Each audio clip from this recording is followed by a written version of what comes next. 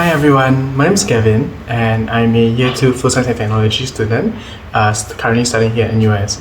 I will be speaking over at the Asia-Pacific Mindfulness Conference 2021. I'll be sharing a bit about how mindfulness has helped me improve my relationship with my family and friends, and also during my talk, Lost and Found Me, I'll also be sharing a bit about how the loss of a very dear friend of mine has sort of furthered my journey through my journey in mindfulness.